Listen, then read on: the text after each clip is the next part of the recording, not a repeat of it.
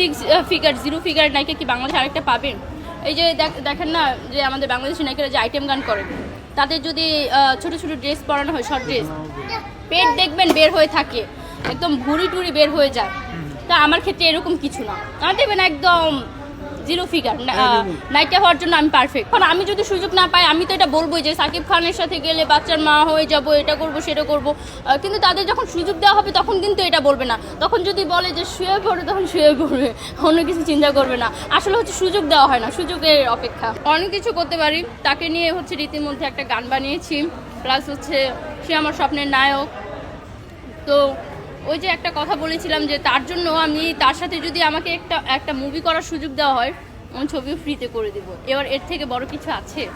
আপনি শাকিব খানের জন্য গান করেছেন, শাকিব খানকে উড়ন্ত কিস করেছেন, বিভিন্ন মানে একজন সাকিবিয়ান ভক্ত আর কি, অর্থাৎ নারী ভক্ত যা করে তার থেকে আরো বেশি কিছু করেছেন। তো আসলে আপনি বলেছেন শাকিব খানের জন্য আপনি সব কিছু ছাড়তে পারেন, মানে স্বামী সন্তান সব সংসার। আসলে কি কি পারেন একটু যদি বলতেন আমাকে। আমি সব পারি। বলেন, মুখ দিয়ে বলেন, শুনতে চাই আমি হচ্ছে কি যে আর 4-5টা মেয়ের মতো না, আমি একদম ভিন্ন রকম। আমার মন যখন যেটা চাইবে আমি তখন সেটা করি। আছে না যে পাখির খাঁচায় বন্দি, ওই রকম কিছু নেই আমার জীবনে। তো এইটাই আমার হচ্ছে কোনো বাধা নেই, যখন যেটা মন চায় তখন সেটাই করি। বলছেন মিডিয়া এখন ইচ্ছে করছে যে আপনাদের ক্যামেরার সামনে এসে খাচ্ছি। বলছেন যে মিডিয়া ছেড়ে দিবেন শাকিব খানের সাথে সিনেমা করতে না পারলে, কিন্তু শাকিব খান কেন আপনার সাথে সিনেমা করবে? কারণ আমি সুন্দর, আমি দেখতে মাশাআল্লাহ খুবই সুন্দর, খুবই কিউট একটা মেয়ে। এরকম 6 ফিগার 0 ফিগার নায়িকা কি বাংলাদেশে আরেকটা পাবেন? এই যে দেখেন না যে আমাদের বাংলাদেশি নায়িকারা যে আইটেম গান করে, তাদের যদি ছোট ছোট ড্রেস পরানো হয়, শর্ট ড্রেস, পেট দেখবেন বের হয়ে থাকে, একদম ভুঁড়ি টুড়ি বের হয়ে যায়। তা আমার ক্ষেত্রে এরকম কিছু না, আমার দেখবেন একদম 0 ফিগার নায়িকা হওয়ার জন্য আমি পারফেক্ট। আচ্ছা, এই ফিগারের রহস্যটা কি? আপনি কিভাবে ফিগার ধরে রাখবেন? কিভাবে সেটা জানি না, প্রচুর খাই, এই যে ক্যামেরার সামনেও খাচ্ছি। মানে আসলে এটা ধরে রাখার কোনো মানে উপায় আছে কিনা, বা আপনাকে দেখে অনেকে ফলো করবে এরকম? ধরে রাখার কোনো চেষ্টা না, মানে আমি অনেক খাই। হ্যাঁ, আমি হচ্ছে ফুড ব্লগিং করি, আমার আইডির নাম হচ্ছে ফুড কুইন। ফুড ব্লগিং করি আমি, আমাকে হচ্ছে টেবিল ভর্তি খাবার দেওয়া হয়, ওইটা আমি খেয়ে একদম শেষ করে পার্সেল আনার কোনো ব্যবস্থা নেই, খেয়ে একদম। যারা টিকটক করে তারা তো কখনোই মোটা হয় না, যতই খাওয়া লাভ নেই। এটা ভুল কথা। আগে আমি টিকটকার না, আগে আমি মিডিয়ায় জগতে এসেছি। আমার শুরু হয়েছিল ইগল মিউজিক দিয়ে। তো আগে আমি ইগল মিউজিকে কাজ করেছি, প্লাস হচ্ছে তখন আমার মন চাইছে যে আমি টিকটক করি। টিকটক হচ্ছে আমি শখে করি। আমি ওটা বলছি না, বললাম যে যারা টিকটক করে তারা যতই খায় কিন্তু মোটা হয় না। এটা আমি দেখি নেব। আপু, আপনি বলছেন যে শাকিব খানের জন্য সংসার ছেড়ে দিবেন, হ্যাঁ, আসলে এটা কেন? এটা হচ্ছে সে খুবই সুদর্শন হিরো, সে আমার মতোই, সে যত কিছুই করে, তার 6 প্যাক 0 বডি একদম সবসময় থাকবে।